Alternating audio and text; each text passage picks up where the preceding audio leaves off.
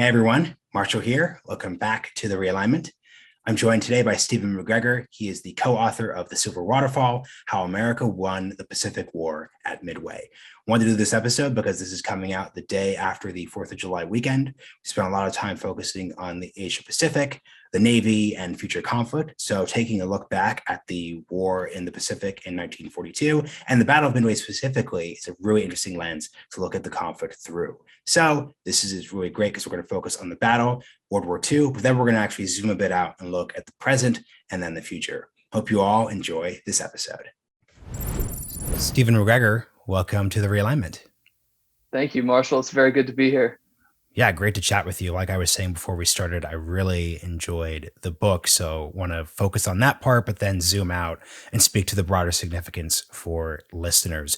So aside from just the fact that the anniversary of the Battle of Midway has recently passed, obviously, why does the story you're telling matter moving forward? There's a couple of reasons. To begin with, this is the most important naval battle in U.S. history. We need to know what took place and why it turned out the way it did. So I think that's the sort of like opening point that should be said about the Battle of Midway. But then I think too, there's a way in which the battle has now sort of passed fully into history. Just recently I was in the U.S. with my co-author, with Brendan Sims, because we went for the 80th anniversary. There was a ceremony at the Museum of the Navy and another in DC. And there was only one veteran who was there, Bill Norberg, Chief Yeoman Bill Norberg, who I spoke with before we wrote the book just to talk with him about his experiences. And so there's a way in which the participants, the veterans, the men who participated in this battle, American and Japanese, they're no longer with us in many ways. Certainly their actions and the results of their actions are still with us, but we're losing their voice. And so it's even more important that we find out what took place so we can keep that alive. Yeah. So set the stage then. What happened at the Battle of Midway? This is 6 months after the battle at Pearl Harbor. Obviously, the first opening American loss of the war in the Pacific. Yeah, so like I said, set the stage. Like, what actually happened over the course of the battle? Well, ultimately, the main outcome is that Japan loses 4 fleet carriers and the U.S. loses only 1. So you have an enormous difference in losses, and that's why it's considered a decisive victory for the U.S. And this is something that's very unique with naval battles. So it tends in battles on land. That you tend not to have such a decisive outcome, but at sea, it's a bit of an exception. You get this if you read Allure of Battle by Cathal Nolan. He talks about the way decisive battles, they're often long sought for. They're kind of an esteemed prize in military strategy, but they don't occur very often in history. So the main outcome is just this divergence in terms of the loss of carriers. So the Japanese lose 4 and Americans lose 1. But and in order to set the stage, what you need to understand is that for the Japanese going into the war, they need a short war. That's what they need. When they're looking at the map and they're thinking about how to attack the United States and the reasons for their attack, they're thinking we need a short war. They understand they're an island nation. They're not able to compete with the enormous industrial power of the continental US. So Japan needs a short war. And because of the decisive result at the Battle of Midway, you end up with a long war. So one way that you can understand what's taking place is the Japanese are looking for this decisive battle. They're trying to lure out the Americans. And that's why they attack this obscure atoll, which is midway between California and Japan. But the U.S., because of intelligence, because they are able to learn about the Japanese plan, they end up ambushing the Japanese. So the Japanese set out to ambush the U.S., but in fact end up being ambushed by the Americans. And because of the decisive result, you then end up with a long war, which goes in America's favor. Couple of things that I'm interested in. So, and this will get to a real important point when we speak about the US and China today. I'm interested in how national character and national stories actually shape objectives and strategy and even decisions about how long you would engage in a war. You really talk in the book about how actually the Russo-Japanese War back in 1905 played a large role in the Japanese desire for a decisive battle. So like explain what that, and once again, because the key thing here is that desire ended up not serving the Japanese well, but just explain the roots of that urge for that. Yeah, so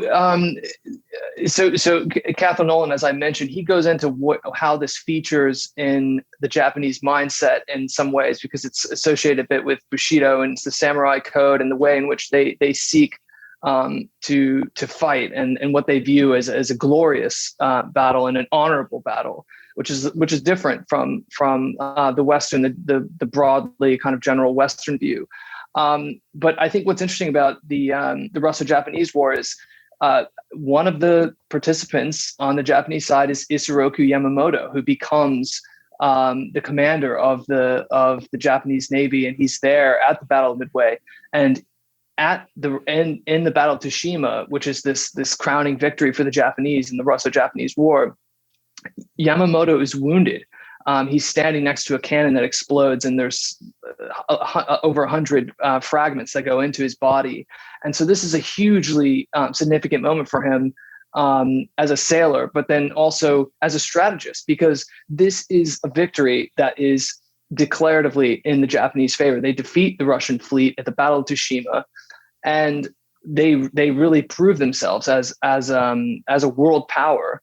Being able to accomplish this victory, which is again, as naval battles can be, it's a decisive victory for Japan, and so it then does feature in Yamamoto's desire to replicate a similar kind of outcome with Japan when it attacks the United States. And so the Battle of Midway, the Japanese ships sail out on the anniversary of the Battle of Tsushima, and they're very much thinking of this battle when they attack Midway Atoll. So it's definitely an important moment for the Japanese Navy, but also for Isoroku Yamamoto and the strategy that he then implements in the Pacific War.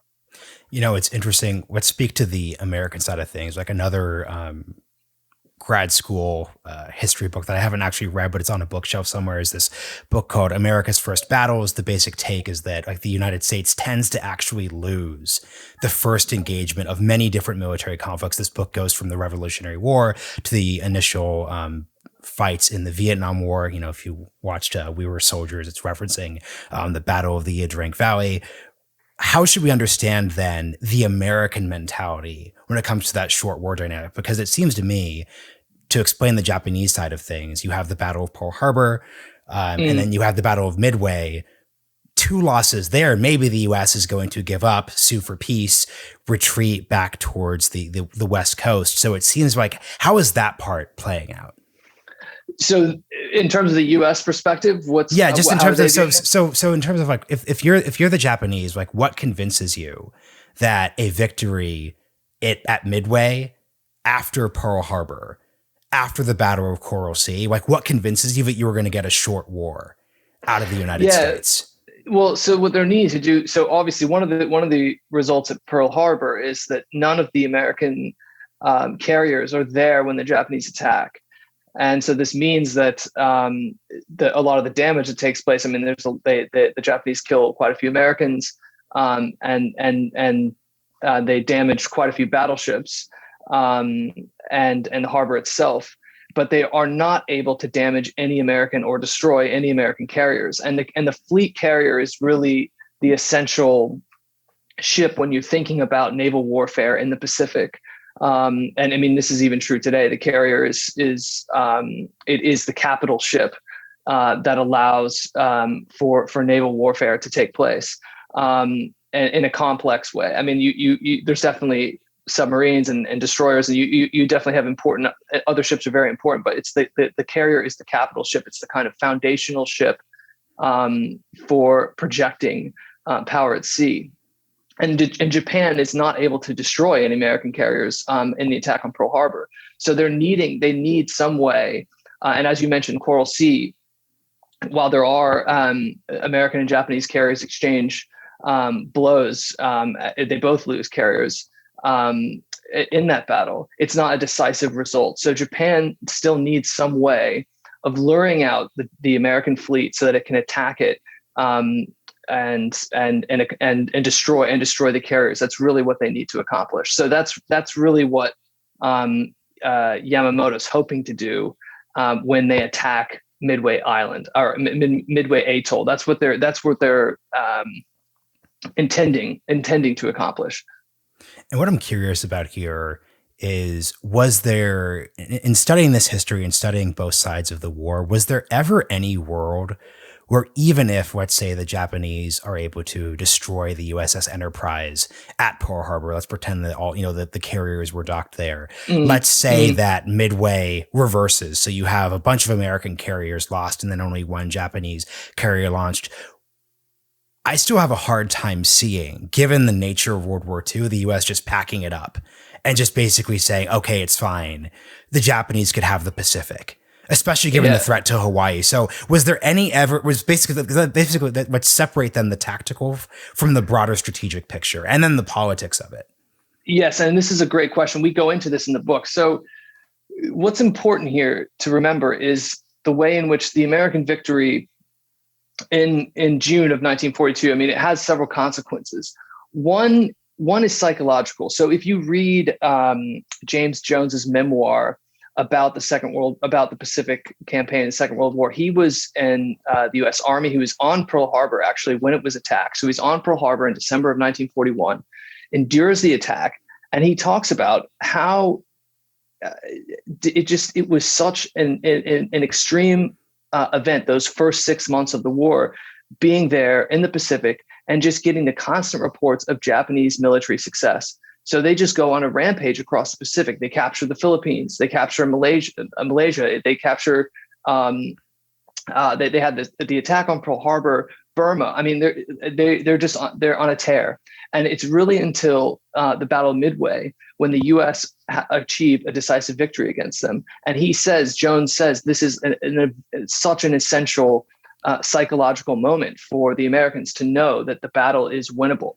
Now, I agree with you that, I don't think America would have just sort of given up and said, to Japan, you can have the Pacific. Mainly, I mean, obviously we have the Hawaiian presence, but the other issue is, we have allies. So Australia and New Zealand are there. Obviously, the Japanese, they've already captured Hong Kong and Singapore. So those have been lost. But initially, those are important reasons for us to remain engaged in the Pacific. So America's not going to capitulate. But if it had not won at Midway, if America had not won a decisive victory at Midway, it certainly would not have been able to go on the offensive at Guadalcanal, which takes place later in 1942. And in some respects, that is a very clear turning point when Japan is then it's entirely on the defensive. But the most important thing here is that the American victory at Midway allows for the Germany first strategy. So it allows the U.S. to maintain sending supplies to Europe and to continue helping the allies in Europe. Because we have to remember the U.S. is fighting a global war.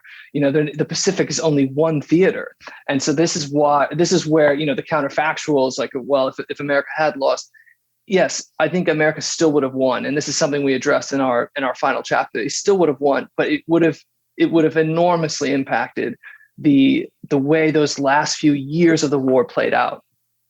And what's interesting there, and I guess this goes to, we're going to jump around from the history to the present day bit. There's this very intense debate right now regarding the U.S. posture in Europe, the U.S. posture in the Asia Pacific. You guys cite Bridge Colby. I've had Bridge on the show a couple of times, so listeners no doubt know his thoughts, especially on the topic of needing to prioritize Asia. How do you think of the division between priorities in Europe and then priorities in the Asia Pacific today, given these specific debates we're having? How do the priorities, how do they sort of compare? Basically, let me give my framework then. So the way I think about it, what makes the balancing between Europe today and, let's say, the war in Ukraine and then a possible conflict with China is, it seems that these conflicts are very directly tied together. So, for example, like the Chinese are very clearly watching what plays out in Ukraine. This is explicitly what's happening right now. In the case of, World War II, they had to say to themselves, okay, we are going to decide explicitly, despite the fact that Germany hasn't technically attacked yet. I mean, obviously, your co-author Brendan wrote a really great book on the topic back in December. So if people want to learn more about the German side of the war, should look at that. But there was still a debate about how to prioritize things. So how do you think about this prioritization debate today, given the nature of the whole, and once again, there's no axis today. So Russia and China are like directionally allied, but not in the same way that Japan and Germany were. So how do you think about that dynamic? Yeah. Okay. So, I mean, Brendan does do a great job setting this out. He wrote a book with Charlie Lederman, Hitler's American Gamble, which it looks at those 5 days between the Japanese attack on Pearl Harbor and then on the 7th of December, and then the German declaration of war on the U.S., which takes place on 11 December, 5 days later, and sets that up so you can understand how that whole event takes place and why Germany and why in the world they would then declare war on the U.S. After it's been hit by the Japanese. It's fascinating, but in terms of how to think about the relationship between these two areas, I mean, one point to make is something that Francis Pike mentions in his book on the Second World War, Hirohito's War. He says that it's important to remember that the Pacific theater, it's 3 times the size of the European theater for the Allies in the Second World War. I mean, the Pacific, it is enormous. Sometimes it's easy to forget this, how large it is. And this is one reason why the Navy is so essential, is because in order to move through this huge space, you've got to have a strong, capable Navy.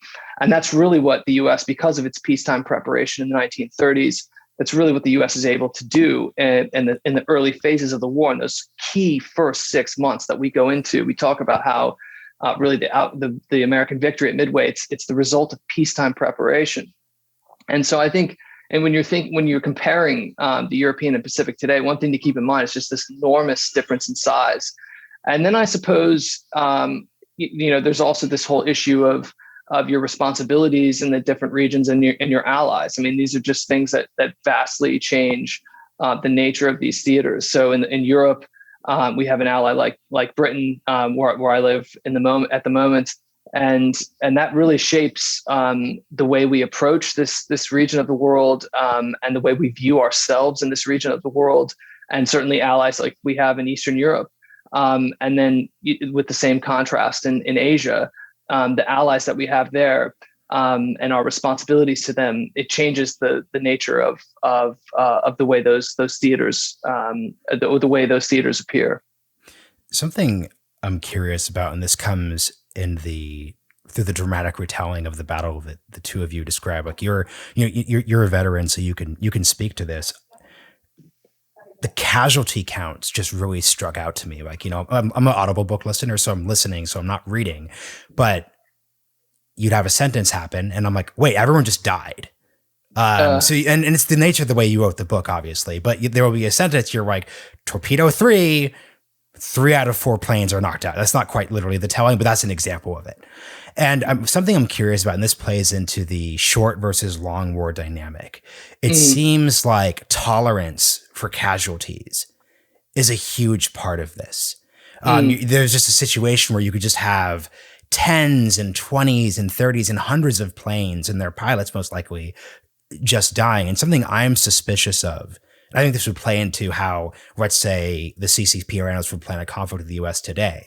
I would suspect that the casualty tolerance, especially given how public this would all be versus it was back then, would be much lower. So, for example, it's easier to have a Pearl Harbor where everyone sees, oh my God, they just took out a carrier. This is just not worth it.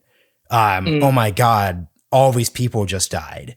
This just isn't worth it. At a level, just didn't have to be experienced, because a key part of Midway, if you'll point out, is there's just no civilian relevancy here. It's in the middle of nowhere.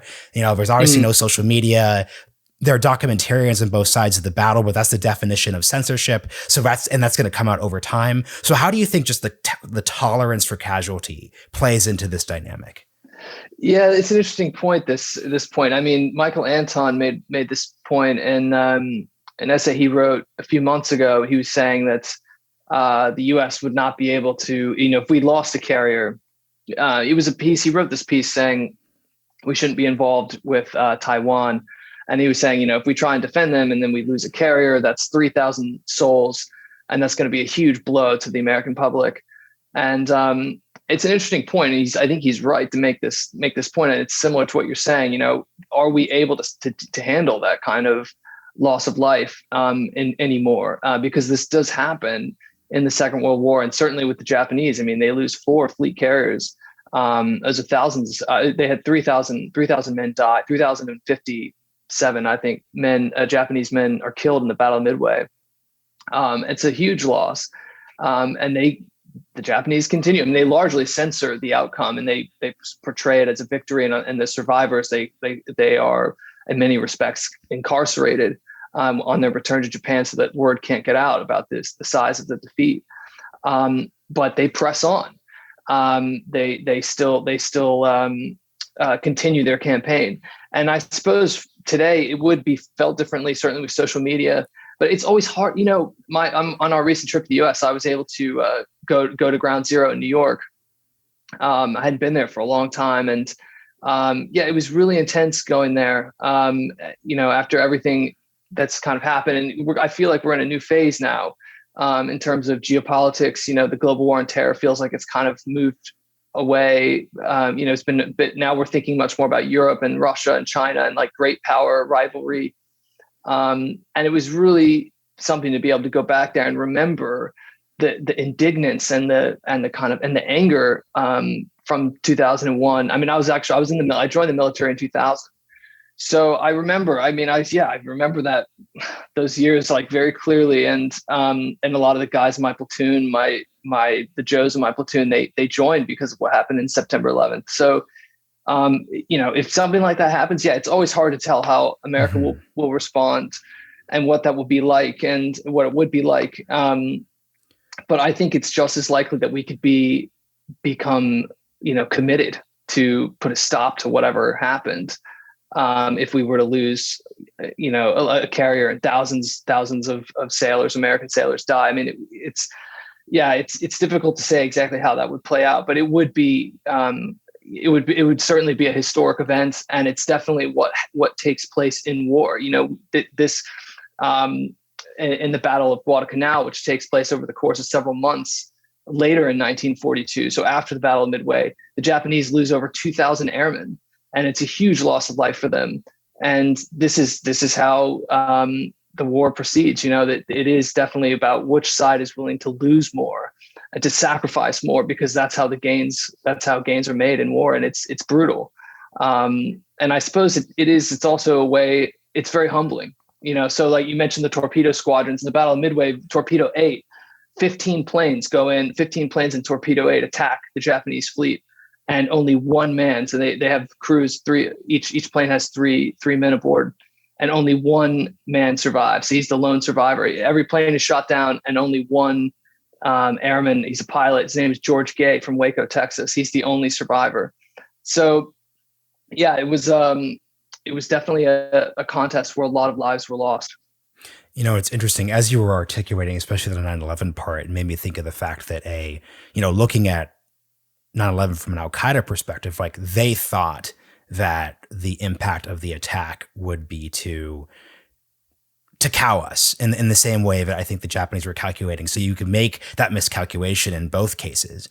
The thing that's interesting, though, is there's another counterexample of an attack actually cowing the United States. That would be, I believe this is 1983 in Lebanon. So like Hezbollah attacks the Marine base in the country. 241 Marines are killed, and we pull out of Lebanon. Like Ronald Reagan pulls out.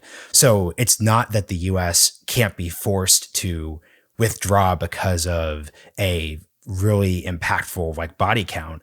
It's just, for me, it seems to be that the political significance of the presence seemed to be there. So in the case of September 11th, the obvious case is, well, obviously we're not just going to sit back in the United States and just let Al-Qaeda do whatever Al-Qaeda wants, especially given the fact that the Taliban won't hand them over. And then also in the case of Japan in 1941, the case is the same true. I don't think the political case is there if it's Lebanon in 1983. In terms of like, this is why we have a presence in that country. So I'm curious how you think the dynamic of stakes and importance of presence plays out in the Asia Pacific today. Yeah, I think what you're highlighting there is the contingency, the way the contingency, these events, they're not foreordained. There's no kind of inevitable outcome, and also the way previous history plays a role. So I think certainly with the global war on terror, what all the stuff that had taken place in the 90s. I mean, Lawrence Friedman makes this point in his book, Choice of Enemies, that U.S. policy in the Middle East in the noughties in many respects is set up by what takes place in the 90s, and that you kind of have echoes of all this carrying through. And I suppose with regard to Asia, that's very important because we have a debt of honor to many countries there in the region, and like Japan, for instance, is a country that is very important to us, that we've been allies with for a long time now, and and Australia, New Zealand, these are places that I think, and even Taiwan, these are places that we've committed to, and so you need to have allies. Allies are how countries defend themselves, how countries exist in the world, and I think in terms of how things play out in Asia, it's the way in which we make good on our friendships there and our relationships there, and I think that's going to be a huge part. Does America see itself as a global power? I mean, this is why we have, Midway Atoll is still in U.S. possession today, and we get that it's in 1867 when it first becomes formally part of the United States, and it's initially brought in because it's a coaling station for ships on their way to the Pacific, and we maintain places like this to this day because we are a global power. We recognize that if you're going to have trade networks across the sea, and you're going to have a presence around the world, and you're going to maintain the system, the way of life that we have, it matters how things play out abroad. It's about being a good neighbor. It's something that has been part of U.S. foreign policy since our inception. So I would say, I guess, the way things play out in Asia, I think a lot of it has to do with our alliances there, our friendships there, and our longstanding allies in the region. So the key takeaway then, given the history I laid out, is that no matter what, whatever happens in the Asia Pacific is not the equivalent of Lebanon in 1983.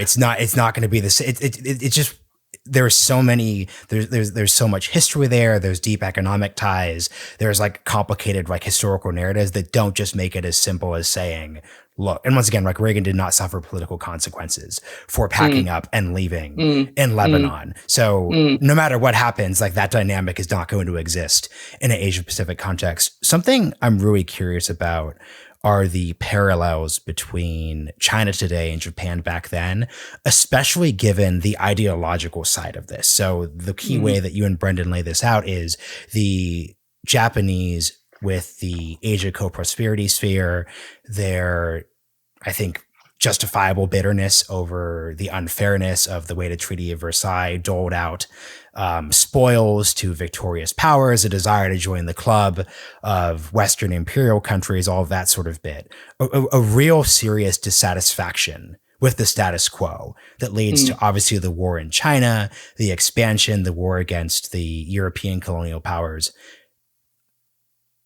What was happening, though, at the time, though, obviously, was that status quo was intolerable for Japan at a very material and literal level, right? So like you guys talk about, island nation, lack of natural resources. If you want to maintain their regional ambitions, they actually needed to challenge the U.S. I'm curious. So it was so intolerable that they go to war.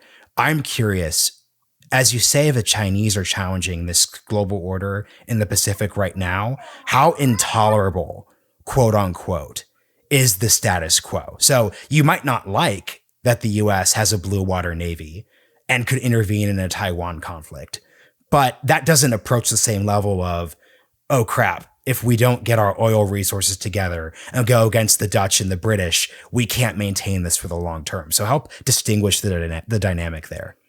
Yeah, I think you're right. There is some similarity in the sense that one issue is that Japan in the 1930s, they view the world order as illegitimate, specifically in Asia. They don't think that what they refer to as the Anglo-Saxon powers. Because if you were Japanese in the 1930s and you're looking at your region, you feel encircled. You feel like the U.S., because the U.S. then has control of the Philippines. The British are in Australia, New Zealand, Hong Kong, Singapore. There's also the Dutch East Indies, and the Japanese are feeling very much encircled by the Anglo-Saxons. And so, and they realize that if they're going to fight the Anglo-Saxon powers, they need to strike before America becomes too strong. And so this is one reason why they attack when they do, and why they attack in a surprise attack, Pearl Harbor. And when you think, well, gosh, I mean, America is a larger country, it just doesn't, it strategically does not make sense. And in fact, some of the senior admirals like Yamamoto is making this point, or is alleged to have made this point. So one of the main issues, though, is that they view this world order as illegitimate. And I think that is definitely a commonality. I think that there is certainly a sense from the Chinese point of view that the world order, or even just the order in the Pacific today, is not legitimate. That the U.S. Presence there, or the U.S. influence there, is an illegitimate one. And that's where I think you have some similarities between the Japanese of the 30s and China today. But I think potentially one important distinction here is that Japan, because they've been very interested in the Battle of Midway, they financed, provide a large amount of financing for the 2019 film, and they've looked at the battle in a strategic sense, and they might well draw the conclusion that the lesson from the Battle of Midway is not to try to engage the U.S. in a decisive battle, but instead to play a very long game. That could well be their strategic takeaway from all this. So they might decide not to follow the Japanese path of the 1930s, and instead go into much more of a protracted struggle with the U.S. Influence in the Pacific. So it's not entirely obvious how they will kind of take things going forward. But I think you're right that Japan in the 30s does bear some lessons for us as we look at the Pacific today. And what's interesting is that given Japan's position in 1941, from their perspective at least, like, there was no alternative to the path they were on. At the same time, though, given China today, there clearly is an alternative. And it seems that a factor that a more peaceful alternative, like, eventually Taiwan will want to join us.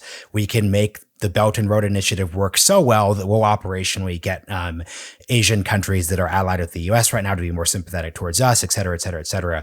It seems that a factor that would weigh on the peaceful version versus a more warlike, aggressive version would be the U.S. ability to deter any conflict in those specific costs. So two questions. First question, I'll let you answer, then I'll get to the second one. Why was the U.S. strategic and fundamental might in 1941 that the Japanese understood not sufficient to deter an attack? Well, you sort of hinted at it in our earlier conversation, where you said, they thought that we might capitulate.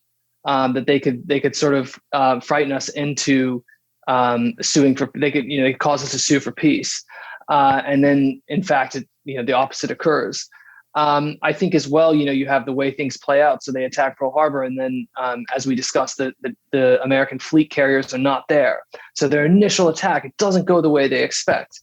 And then I suppose, something else that we mentioned in the book, which is very, very important to understand, and which has not received as much attention as it deserves, is the opening strategy that Admiral Chester Nimitz, the incoming commander of the American forces in the Pacific, the opening strategy that he uses in those first few months of the Pacific campaign, because he gets to Pearl Harbor after the word of the attack filters out across the U.S.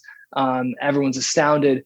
The commander at the time, Admiral Husband Kimmel, he's put on leave and investigated, because they go through to see if he was negligent in his command.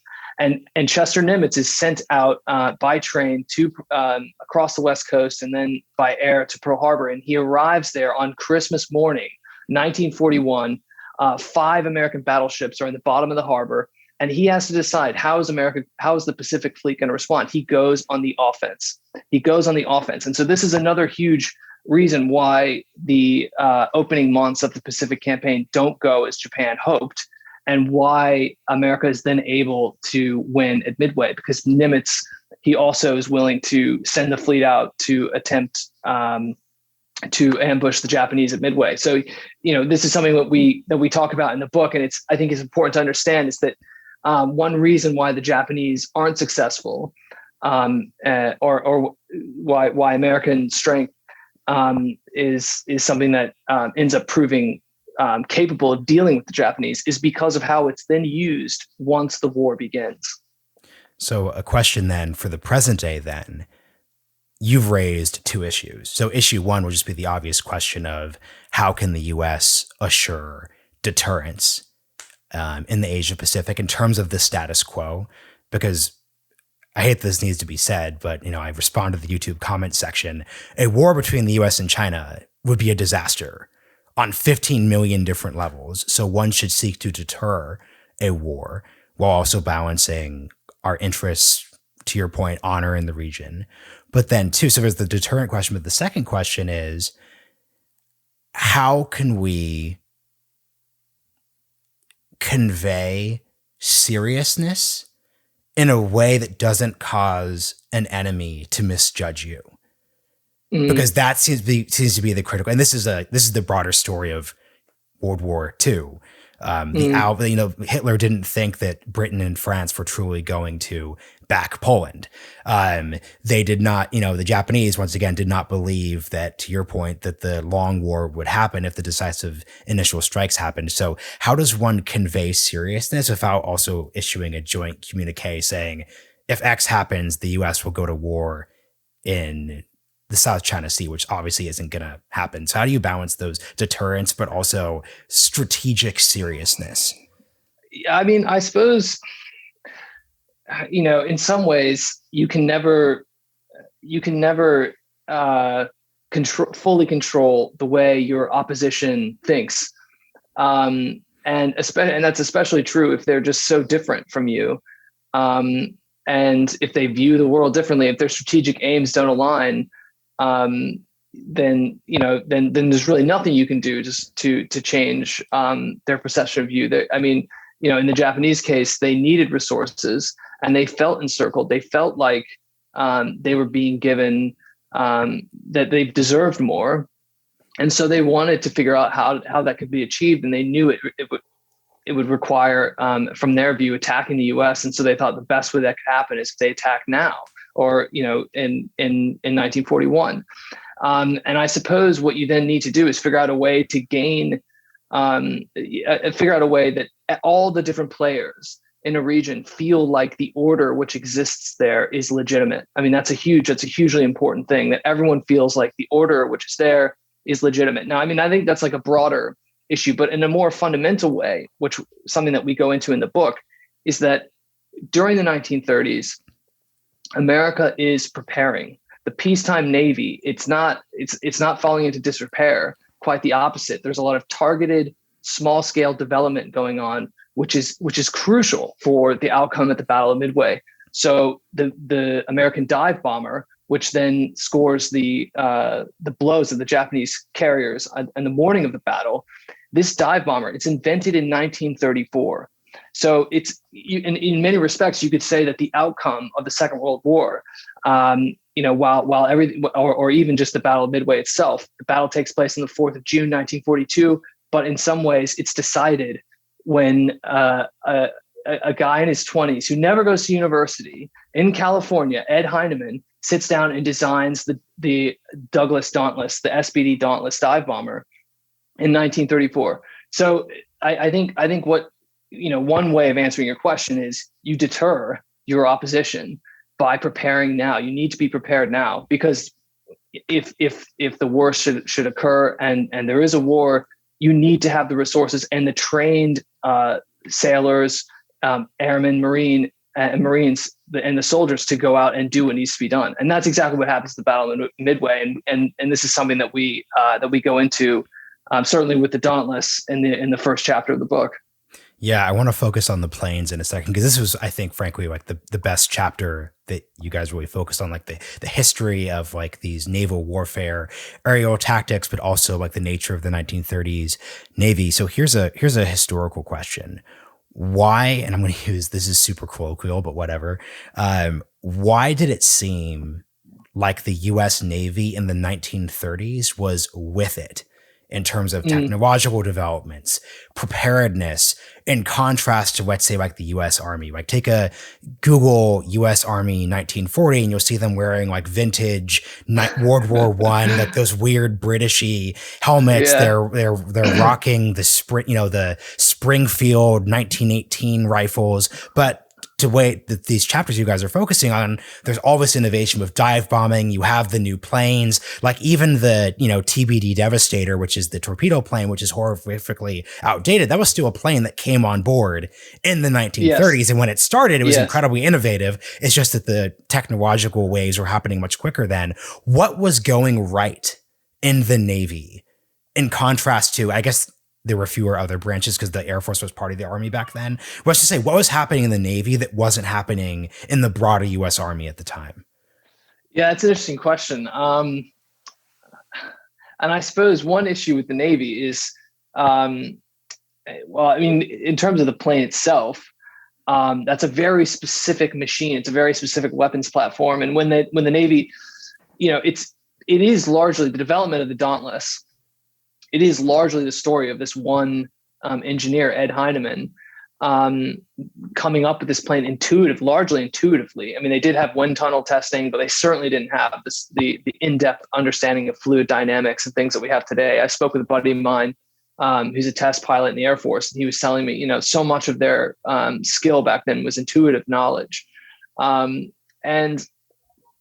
so I think in terms of how it is that the Navy is able to develop this weapons platform, it's because Ed Heinemann, he has the skills to do it, and he's determined. I mean, this was his dream. His dream was to design planes.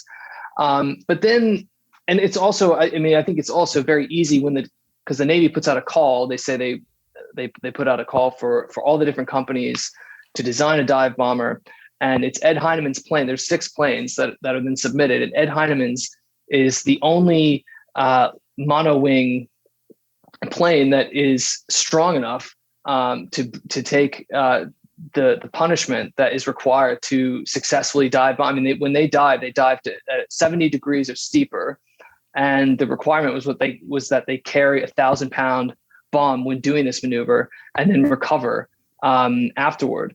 And Ed Heinemann's plane is the strongest one that is capable. It's the plane that's best able to perform this maneuver. And so in that respect, it's a question of, developing this machine. And that's why the Navy is able to excel in this regard, as opposed to the Army, which is much more about people, about how do you lead people to do something. And in some ways they're still figuring out how to use machine guns. I mean, that's a huge aspect of American military tactics. Which is then, it's first then used in the Great War in a large scale, but then it goes through an enormous kind of development during the Second World War, which in many respects has continued today. I mean, the stuff that I learned at Ranger School is kind of pioneered during the Second World War.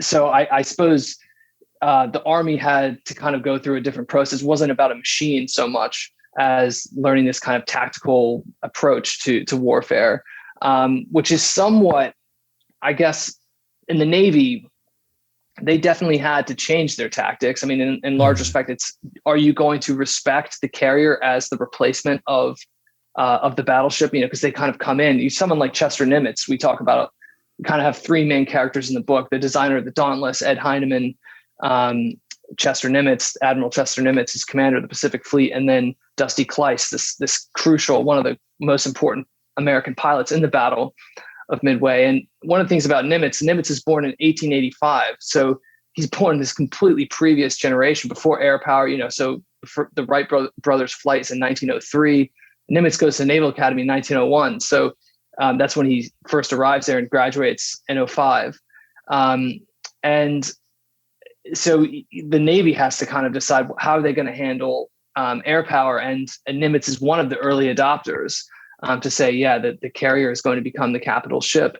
So I think the Navy does have to go through some tactical changes as well. But in large, I suppose the issue is just this big difference in technology and in the way that naval warfare is so much more guided by machinery, whereas in the Army and the infantry, I mean, maybe with artillery, machinery plays a key role, but in terms of the infantry, it's just so tactically oriented. It's so much more about leadership and how are you going to kill or capture the enemy. What I love about what you just said that I really want to highlight for folks who don't have let's say early 20th century military background is that what you're highlighting is that the developments in naval warfare were just hyper technical. So when you said, so I want to call this one out, when you referred to a monoplane, think of like a biplane, right? Like the monoplane is like there's two sets of wings instead of four wings. So like that's a huge technological development. The debate is the monoplane a better version of this than the biplane? Can you enhance the materials enough? Versus if you're in the Army, you know, I'm dunking on those World War I vintage helmets, but like really, like how much better were those helmets that they came up with, like the more rounded version with like the webbing and the netting than those World War I versions? If you're in the Army in the 1930s, your debate is a tank like its own thing, or is it like an infantry support vehicle? Like that's a big debate. Like, does a tank exist to like take territory, or does a tank operate in concert with like infantry? That's like a 1939 theoretical debate that has nothing to do with like the motor of the tank. It's like, how does one use it? And it seems that given what you're saying, obviously there's theory, right? The theory of like, okay, like, is it better to use torpedo bombers versus dive bombers? Like that's theoretical, but technology is much more at the center of what the Navy was having to focus on. So maybe that's an explanation. Something I'd love for you to explain on, unless you have like a direct response, is can you just explain like what dive bombing is? Because I'm also realizing that folks may think that like, okay, how is a dive bomb different than like a B-17 just dropping bombs on Germany? And there are B-17s at Midway. So explain, okay, this is good. I'll explain it this way. What is the difference between like a B-17 at Midway, a Dauntless dive bomber, and then a Devastator torpedo plane? Okay, yeah, great question. And this does kind of fit in with what you're asking about with tactics and things, because the Navy is trying to figure out, you know, when they attack at sea with using aircraft, how do they go about it? Do they have the planes try and attack together? Do they attack individually? Do they attack it in different groups? What they end up trying to do is something that the Japanese actually perfect, which is a very coordinated attack, so that ideally the torpedo bombers and the dive bombers are attacking the target at the same time. It's not always planned. You assume that at sea you're not going to have high altitude bombers like the B-17s, because those require land airfields to take off from. So typically you're not going to have that, but it's just it happens to be the case at the Battle of Midway, because Midway Atoll is there and there's an airfield. There's two airfields on it. How does it stack up? Well, basically the dive bombers, the Dauntless dive bomber is the only one that's effective on the American side. The Japanese have a very strong torpedo bomber, but the American torpedo bomber, the Devastator, it's not effective for a couple of reasons. One is the way that it developed, the way that it deploys the torpedo, because it has to fly low and slow. It's about 100 feet off the surface of the sea, and it's flying at about 100 miles an hour, because they thought they had to fly slowly for the torpedo to enter the water safely. But this is not at the right angle. Later, so like, and you guys are like at the right angle. Yes. Yeah. Yeah. They think that it needs to enter the water horizontally. But they learn in 1943. This is part of what's disorienting the guidance system in the torpedo. There's a good book on this by Alvin Kernan. He was in the Battle of Midway, and he was an ordnanceman. And he later life he writes this book, and he looks at why it's called The Unknown Battle of Midway. It's published in 2005, and he looks at why the torpedo squadrons were such a disaster, because they just accomplished they very little, and there's a huge loss of life. But the dive bomber, the Douglas Dauntless dive bomber, what it does, it goes from about 20,000 feet down to sea level in less than 2 minutes. And what this means is it comes down from a 70-degree angle or steeper. So in some of the planes come straight down, 90 degrees straight down. And so what this means is it's able to attack from directly overhead, come straight down on top of the target. So this makes it very hard to defend against. Your combat air patrol from the Japanese, they don't have radar. They often didn't have radios. And if they did, they weren't always used. So they were not as good at coordinating the combat air patrol around their carriers. The U.S. had a very different system for doing this. And the U.S. had radar, which from the British, and they also had a combat information center, which allowed them to sort of assign targets to fighter planes that were protecting the carrier. So they had a much better way of much better defense. The Japanese did not. So the carriers were very vulnerable to begin with. But because the dive bombers are coming down from directly overhead, it's very hard to protect yourself from this if you're a carrier, because your carrier is covered on the surface with this enormously flat deck for landing and launching planes. So the dive bomber is the carrier itself is vulnerable from above. The dive bomber comes straight down. It's hard to defend against. And the dive bomber is also accurate. It's a very accurate weapon system. So, you have something like the attack on the Soryu, 9 Japanese carrier. Yeah, the Japanese carrier Soryu at the morning of the Battle of Midway. You have 9 Dauntlesses from the Yorktown dive on the Soryu, 9 dive and 3 score hits. So and on the Akagi, 3 American Dauntlesses dive and 1 scores a hit. So you have much better. That's 1 and 3. It's a great hit ratio. It's much worse on the Kaga because there's a whole group. It's 27 dive and only 4 score hits. It's much worse on that one because there's a bit of chaos leading up to the dive. But the point is that dive bombing overall, it's incredibly accurate. And that's something with the high altitude bombing. You read Malcolm Gladwell's Bomber Mafia. He talks about how it's just not an accurate weapon system at all. I mean, until later in the war when Mitchell goes and he implements all these changes. They fly lower. They use different weapons. That's when they're using napalm. So high altitude bombing is just not accurate with the Norden bomb sight and the technology that they're using to deliver the bombs. But dive bombing, it is incredibly accurate. Yeah, the phrase you use to explain this to readers is that it's better to think of a dive bomber as like a guided missile versus the torpedo. And because you're basically holding, if you're the dive bomber, you're holding the bomb with you until you let it go. It's like, and once again, this is why it's my favorite chapter, because it's just terrifying. Like that, the actual process that a dive bomber, like, once again, like I'm a civilian. It's obviously not World War II. So like, I'm reluctant to say like, oh, I definitely wouldn't do this job. But like, of the jobs that seem just like utterly terrifying, like a ball turret gunner in like a B-17, and then also just a actual like dive bomber pilot. Just in terms of like how like sheerly terrifying that would have to be. So here's the question I want to ask. And I think you guys calculated the hit rate for the dive bombers. It's like 21% across the carriers. And mind you, 21% is incredibly high relative to the 0 that all the other forms of bombing had here. Now, though, today we have guided missiles, we have land-based missiles, like we're seeing this in Ukraine, obviously, with the Moskova Russian flagship, satellites, all these different bits. How does the fact that we should probably assume accuracy when it comes to munitions change naval conflict? That's a big question, so I don't expect a perfect answer. But just like I just hearing the 21% versus, once again, like the reason why bombs are more accurate now is that they're guided munitions.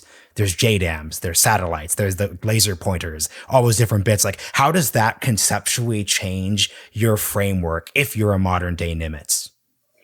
Well, I think, I mean, I know, like, I guess in some respects it leads you to use it more often because you think, well, we can attack a target and and we have much higher certainty of knowing that it's going to hit what we want it to, and it's going to have the desired results. And I think this is where like precision guided munitions they kind of play this role, where they're used a lot of times in civilian areas, but they do this because they think, well, we can hit this one particular target. So I suppose in that sense, the accuracy, it can cause you to be more likely to use a weapon system. I think in the Battle of Midway, they weren't. I suppose the issue is that Nimitz knew, and the pilots themselves knew, which is important. You want to if you're going to fly a weapon and if you're going to use a weapon in combat, you want to have confidence it's going to work. The pilots themselves and Nimitz, they all knew that what they were going to do at Midway was effective because of how things had gone in the early months of the Pacific campaign. So in January, February, there are raids on island outposts in the Pacific, and American planes are attacking the Japanese positions there. And they know from these attacks that glide bombing, where you dive, where you don't dive and you approach the target at say like a 40 degree or 50 degree angle, it makes you very vulnerable to anti-aircraft fire. And they know that it's dive bombing, which is effective. So I suppose once you have that knowledge that your weapon system is effective, it means that when there are times that you need to use it, then you have confidence in what you're doing. And I think that's a huge issue in the Battle of Midway, because the pilots who go into the conflict, so like Dusty Kleiss, when he's in his dive bomber that morning, he's done eight dives in the previous 6 months, many of which are in combat. So he knows what he's about to do in the Battle of Midway. It's repetition. It's not doing it for the first time. And I suppose with precision guided munitions, have we been trained on them? Are the people using them? Are they confident in what's going to happen when they're employed? This is not something you want to do when that decision's made. You don't want to be uncertain about what will take place. When you fire, you want to have confidence and in the weapon systems. So I think that's a huge issue, and that's definitely something that'll play a role today. Do you have an extra 5 to 10 past the hour? Yeah, I can do it. I hear my kid. Yeah. That's why I'm being a polite host and ask. Yeah, that's very kind. It's good. I'm not hearing any like blood curdling screams, so I think we're good. Let's do it. Yeah. The audience will forgive you. Okay, so then let me just ask these, not like rapid fire, but last few questions. I guess you were focusing on using these precision munitions. I guess the question that everyone's going to be thinking about then, though, is, are carriers still a useful or effective weapons platform in a world where the hit rate isn't 21%? Let's assume it's over 50%. So, for example, it would be hard to imagine the Japanese and the US using carriers the way they use them if the hit rate was almost a guarantee. So I'm curious, now that technology on the munition side has improved, how do you think that shapes? I mean, I guess the difference too is that ranges are better. So I mean, that's another part that comes into the book. Like, this isn't today where you've got like a F-15 flying out of Okinawa that could make it much further, or a B-20, a B-52 from Guam able to go further. But how do you just think about the validity of the aircraft carrier when you can't assume the invulnerability when it comes to the combination of how difficult it is to actually hit, but also to the point of you don't actually know where anything is, and where even clouds could deter an entire attack?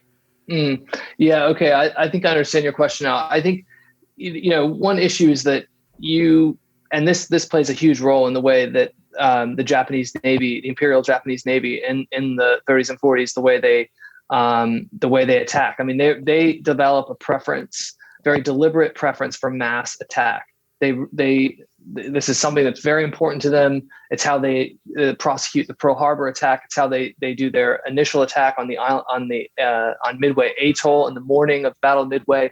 They want all of their planes from all the different carriers to attack at the target at the same time. Americans, by contrast, much more acceptable. They have much more independent attacks. The carriers launch their planes, and the air groups arrive at the target at different times. I mean, it just happens by chance that the planes from the Yorktown and the Enterprise arrive at the Japanese fleet at the same time, but it's totally by chance. So I think, to your point, in terms of, regardless of weapons platforms efficiency, you don't always know how things are going to play out. Sometimes you need to send more than however many planes you think it's going to take to do the job, because you're not sure how things are going to pan out once they get to the target, or what the enemy is going to have in store for them. So sometimes you just have to send quite a few planes to make sure that what you want to happen happens. And I think this is where carriers, they're going to remain a crucial weapon system for projecting power.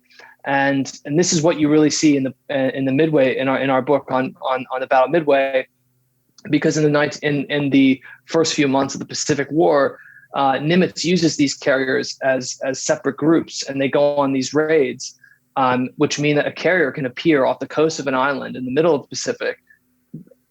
They can execute a raid, planes return to the carrier, and the carrier goes back to Pearl Harbor. So it's a way of surprising the enemy. The Japanese aren't necessarily sure where the American fleet is going to be next.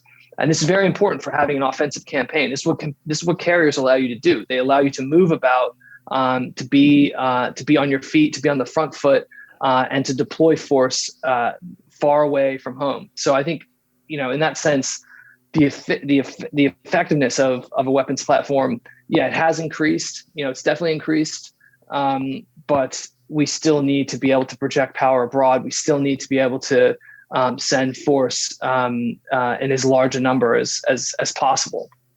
So last few questions to wrap. So number one would be, in the concluding chapter, you refer to the Battle of Midway as basically a fair fight, in the sense that you have the same number of carriers, roughly. The planes are of comparable level. Like, obviously, like the Zero and the Kate on the Japanese side are pretty quickly like outmoded, but it's not 1944. We're not talking about Corsairs. We're not talking about P-51 Mustangs. This isn't the Germans like with the Me-262 jet fighter. Like, these are all like 1930s planes, 1930s or 1920s aircraft carriers. That's a fair fight, quote unquote. To what degree would a conflict in the Asia Pacific today be a fair fight, given the fact that the U.S. has more carriers, we have more allies, but at the same time, the Chinese are obviously debuting their first domestic produced carrier. They have a vintage Soviet carrier. How should we think about this fair fight conflict concept today? And I don't mean morally a fair fight. I more mean in the sense that like these are two sides that are comparably great power matched. Yeah. So the numbers are kind of, it's a bit difficult to stack them up. I mean, so in terms of fleet carriers, the U.S. has 11, China has 3, only one, and the third one, it's yet to be commissioned. It's just been launched and it should be commissioned in a couple of years time. I mean, it's yet to really see kind of how it performs at sea and how it does. So, in that sense, you might say, 3-11, the U.S. has the upper hand, but then the Chinese Navy has an enormous number of ships.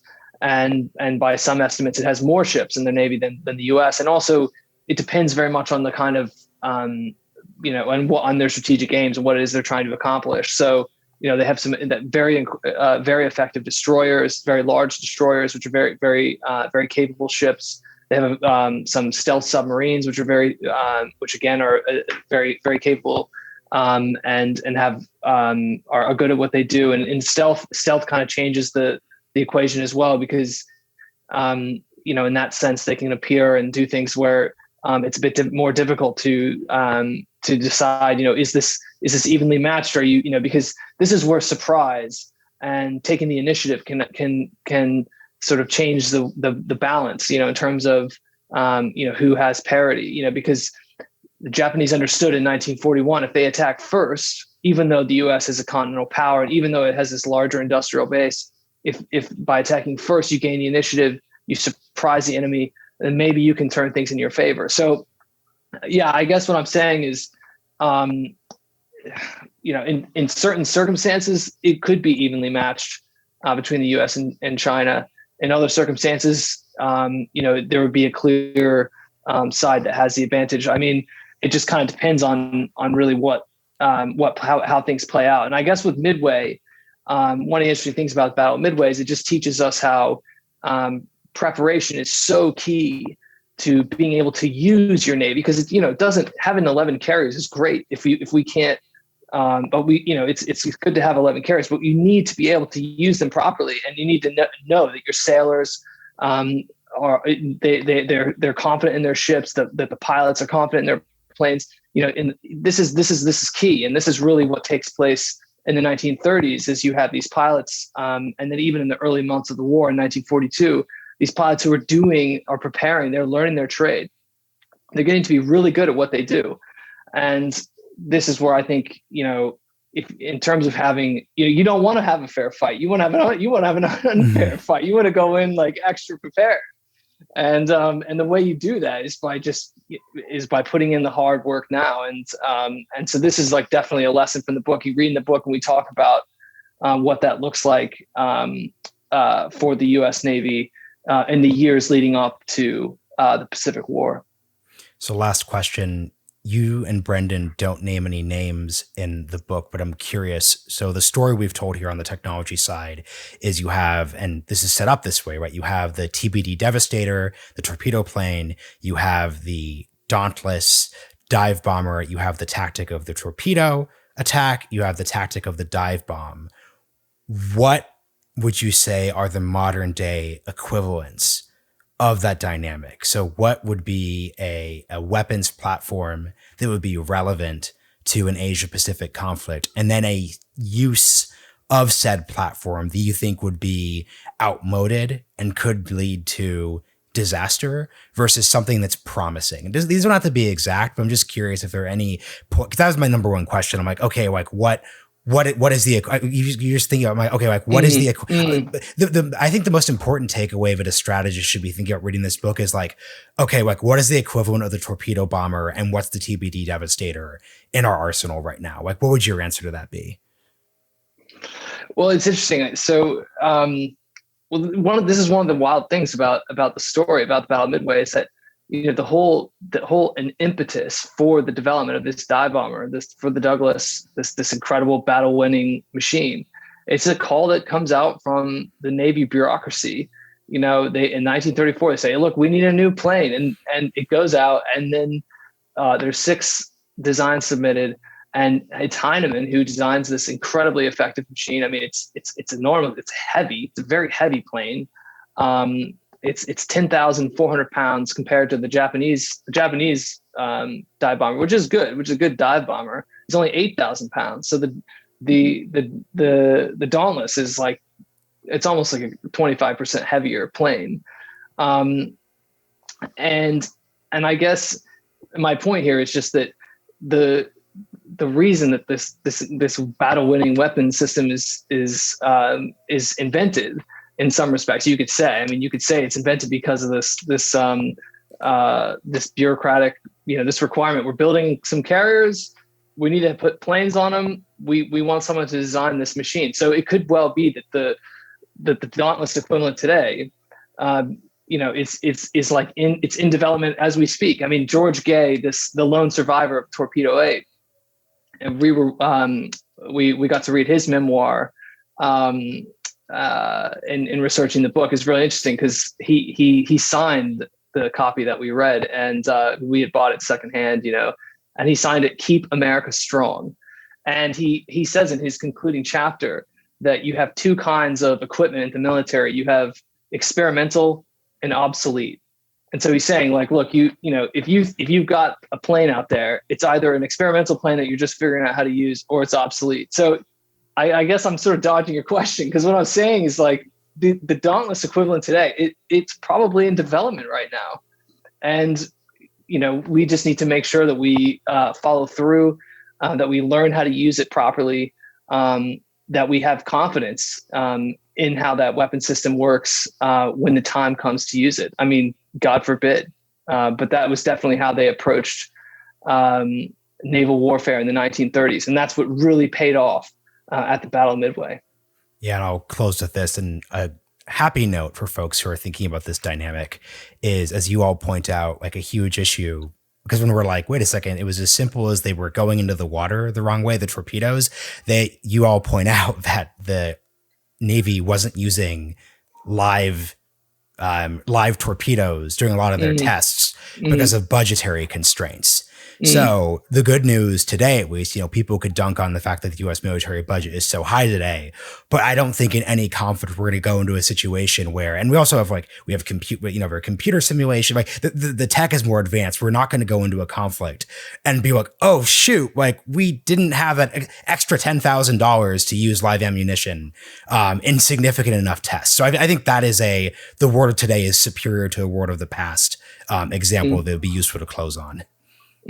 Yeah, absolutely. I mean, live fire, I definitely had some NCOs in my life in my Army days who were obsessed with doing live fire drills. And it does make a huge difference, and it's not the same. The computer simulation thing, not the same.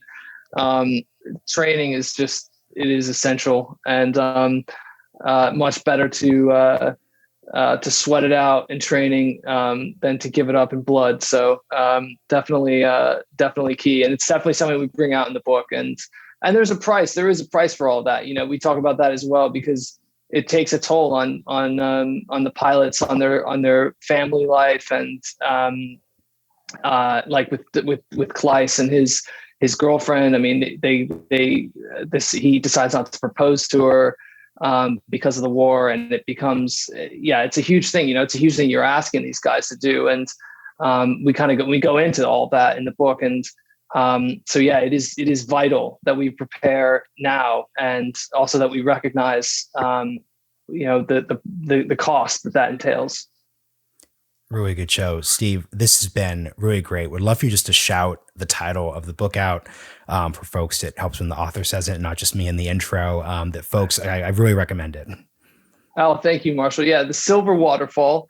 It's by myself, Stephen McGregor, and Brendan Sims, and it's a very good book, and it's great talking to you about it, Marshall. It's I can't believe it's out there. It's so hard for me to believe. It's my first book, and and I think it is very important to the challenges we face today, and also understand this is just such a crucial battle in American history. So it's a great way in to the Pacific War, and which is an enormous topic. I mean, gosh. So this is a really good start to learn about this very important moment. Great. Thank you for joining us on the Realignment.